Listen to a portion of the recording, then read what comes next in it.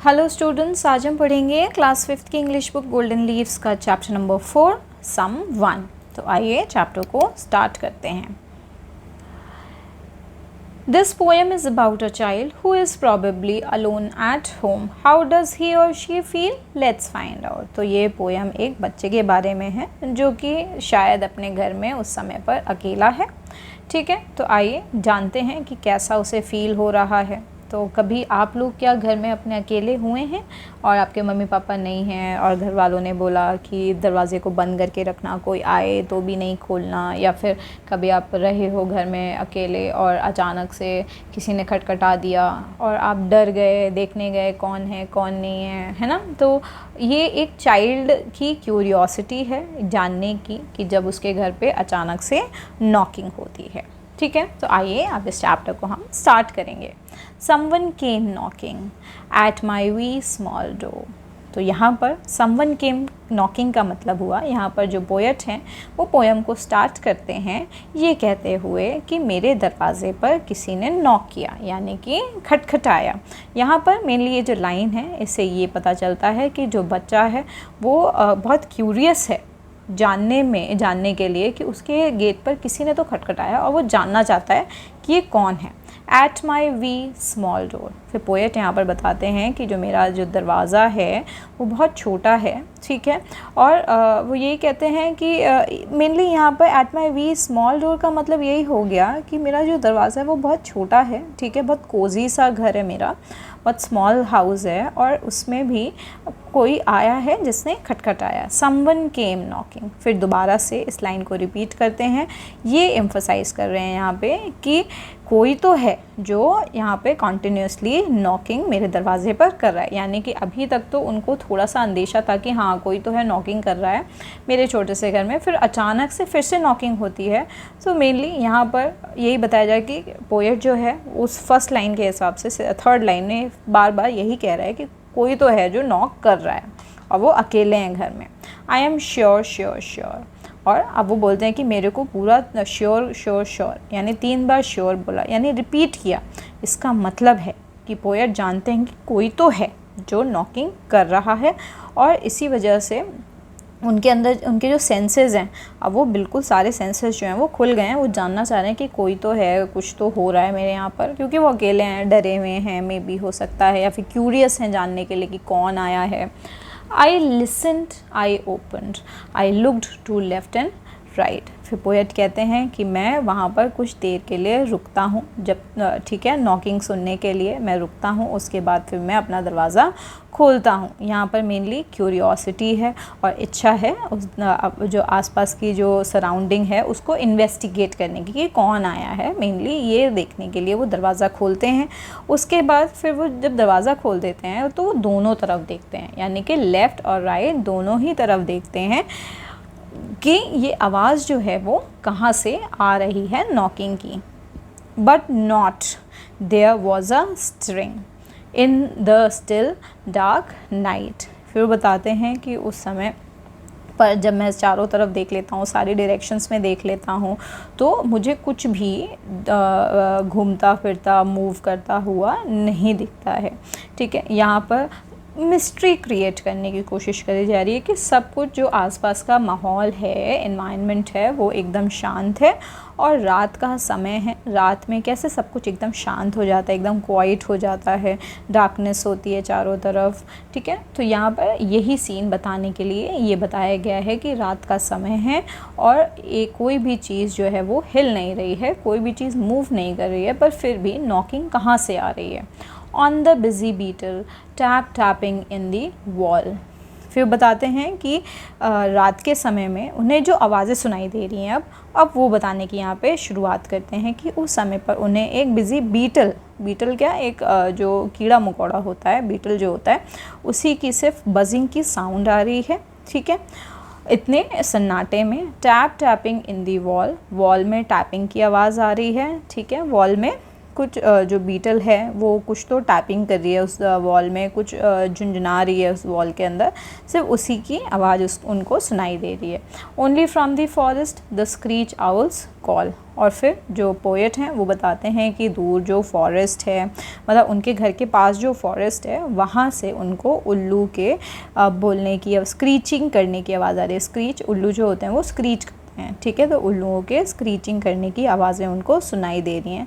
यहाँ पर फिर से पोएट जो हैं वो मिस्टीरियस एटमॉस्फेयर बना रहे हैं, मतलब कि वो यही सोच रहे हैं कि कोई तो है नहीं, जंगलों से आवाज़ आ रही है, बीटल्स की आवाज़ आ रही है, पर और किसी की आवाज़ नहीं आ रही है। Only the cricket whistling while the few drops fall. फिर बताते हैं कि एक और उन्हें साउंड सुनाई देती है जो कि क्रिकेट की है। क्रिकेट क्या होता है? कीड़ा होता है जो रात में बोलता है, ठीक है, तो उसकी आवाज़ें उनको सुनाई दे रही हैं। क्रिकेट की विस्लिंग सुनाई दे रही है, सीटी बजाने जैसी आवाज़ होती है, तो वो सुनाई दे रही है जो कि कॉमन है। रात के समय में इस तरह की आवाज़ें आना बहुत कॉमन है, तो उनको भी लगा कि ये तो कॉमन साउंड है जो आ रही है, चाहे उल्लू की आवाज़ हो, चाहे क्रिकेट की विसल करने की आवाज़ हो, चाहे बीटल की आवाज़ हो। इसके अलावा फिर वो कहते हैं while the few due drops fall. Dew drop का मतलब क्या होता है? ड्यू ड्रॉप का मतलब होता है जो ओस की बूंदें होती हैं वो गिरने की आवाज़ें आ रही हैं, ठीक है।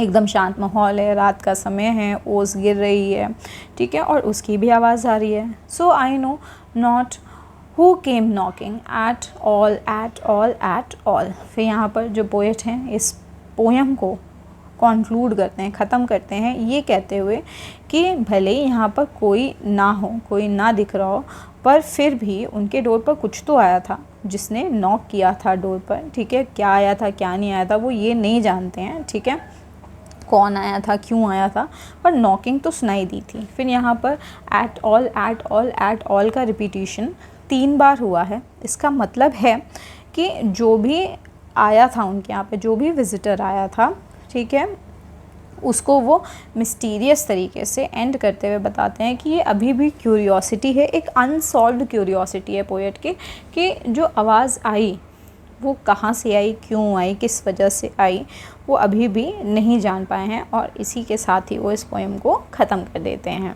Eight all at all at all कह के। तो स्टूडेंट्स ये इस चैप्टर का एंड था। अब हम इसके क्वेश्चन आंसर्स पर आगे चलेंगे। राइट येस और नो। अब इसमें येस और नो बताना है, तो हमें इसको बुक में ही येस और नो लिख लेंगे। The poet hears a knocking sound. क्या पोएट को नॉकिंग की आवाज़ आती है? हाँ, yes. The door is very big. क्या दरवाज़ा पोएट के घर का बहुत बड़ा है? नहीं, उनके घर का दरवाज़ा बहुत स्मॉल है। It was very still outside. सब कुछ बहुत शांत था घर के बाहर, तो येस सब कुछ बहुत शांत था। स्टिल का मतलब होता है शांत, रुका हुआ। The poet saw a shadow move. क्या पोएट ने एक शैडो को मूव करते हुए देखा था? नहीं, नो, पोएट ने कुछ भी मूव करते हुए नहीं देखा था, सिर्फ उनको कुछ साउंड्स सुनाई दे रही थी जो कि कॉमन थी रात के समय में। The poet knew who had come knocking. क्या पोएट को पता था कि कोई आया है नॉक करने के लिए? नहीं, तो पोएट को नहीं पता था कौन आया नॉक करने के लिए, पर किसी की तो आवाज़ आई थी। Around what time does the poet hear knocking sound. तो पोएट को नॉकिंग की साउंड कब सुनाई देती है? आंसर हो जाएगा the poet hears the knocking sound at night. Poet को नॉकिंग साउंड रात के समय में सुनाई देती है। What is the poet sure of? Poet किस चीज़ के बारे में श्योर हैं? The poet is sure that someone came knocking at the door. Poet इस वजह ये श्योर थे कि कोई तो आया था जिसने उनके दरवाजे पर दस्तक दी थी या नॉक किया था। What does the poet do after hearing the sound? Poet जब साउंड सुनते हैं तो वो क्या करते हैं? After hearing the sound, the poet listened, opened the door and looked around. Poet जो हैं जब उनको सुनाई देती है आवाज़ तो वो सुनते हैं, दरवाज़ा खोलते हैं और अपने आसपास देखते हैं कहाँ से आई है आवाज़। What does he see outside? उन्हें बाहर क्या दिखता है? The poet sees nothing moving outside. Poet को कुछ भी मूव होता हुआ नहीं दिखता है अपने घर के बाहर। What is the sound that the poet hears? Poet को कौन सी साउंड सुनाई देती है वो बताना है। The sounds the poet hears are the busy beetle tapping in the wall, the screech owl's call from the forest and the cricket whistling while dewdrops fall. तो उनको आवाज़ें आती हैं बीटल की दीवार में टैपिंग करते हुए, इसके अलावा आउल की आवाज़ें आती हैं फॉरेस्ट से, फिर क्रिकेट की विस्लिंग करने की आवाज़ें आती हैं और ओस की बूंदों की गिरने की आवाज़ें आती हैं। आइए अब आगे चलते हैं रेफरेंस टू कॉन्टेक्स्ट पर। I looked to left and right, but not there was a string. Explain the meaning of the second line. The second line means that the poet looked in both directions, left and right, but saw no movement or activity. तो यहाँ पर second line को explain करना था, but not there was a string को explain करना था। तो यानी कि यहाँ पर इसका मीनिंग है कि जो पोएट हैं वो दोनों ही डायरेक्शंस में लेफ़्ट और राइट देखते हैं, पर उन्हें कोई भी मूवमेंट या एक्टिविटी नहीं देखने को मिलती है। Where was the poet? Poet कहाँ थे? The poet was in his small house. Poet अपने छोटे से घर में थे। What was the poet looking for? Poet किसको ढूंढ रहे थे? The poet was looking for the source of the knocking sound. तो पोएट कहाँ से आवाज़ आ रही है उस साउंड को ढूंढ रहे थे। The screech owls call only the cricket whistling while the dew drops fall. Who is the speaker of these lines? इन लाइन्स का स्पीकर कौन है? तो इन लाइन्स के स्पीकर हैं poet. The speaker of these line is the poet. आगे चलते हैं। Where was the owls call coming from? Owl की जो आवाज़ें थी वो कहाँ से आ रही थी? कहाँ से आ रही थी? जंगल से आ रही थी। तो आंसर हो जाएगा the owls call was coming from the forest. आगे चलते हैं। Why does the speaker say only? Speaker only का यूज़ क्यों करते हैं? The speaker uses only to emphasise that there was the only sound that these were the only sounds he heard. तो यहाँ पर ओनली का एम्फसाइज इसलिए किया गया है ये बताने के लिए कि वो कुछ ही आवाज़ें थी जो उनको सुनाई दे रही थी, जो नॉर्मल थी, डे टू डे लाइफ में जो डेली सुनाई देती थी वही आवाज़ें उनको आ रही थी। कौन कौन सी थी? आउल की, क्रिकेट की, बीटल की, ड्यू ड्रॉप्स की, है ना। आगे चलते हैं। The owl screeches and the cricket whistles. What sound do a pigeon and a camel make? तो हमें ये तो पता चल गया कि आउल जो है वो स्क्रीच करता है और जो क्रिकेट होते हैं वो विसल करते हैं। तो हमें बताना है पिजन की क्या साउंड है और कैमल की क्या साउंड है। तो पिजन्स जो होते हैं वो कू करते हैं और कैमल्स जो होते हैं वो ग्रंट करते हैं या ग्रोन करते हैं।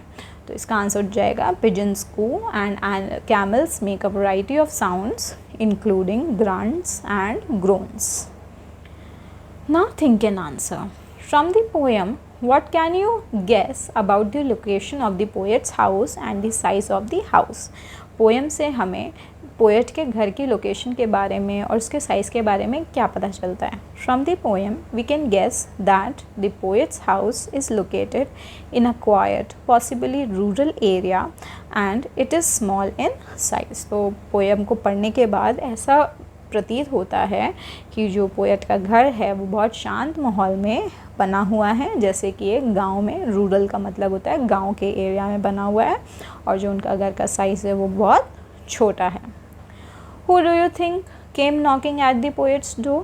Was it just his imagination? आपको क्या लगता है कि पोएट के दरवाजे पर कौन आया होगा, या फिर क्या जो नॉकिंग की आवाज़ उन्हें सुनाई दे रही थी वो सिर्फ उनकी इमेजिनेशन थी?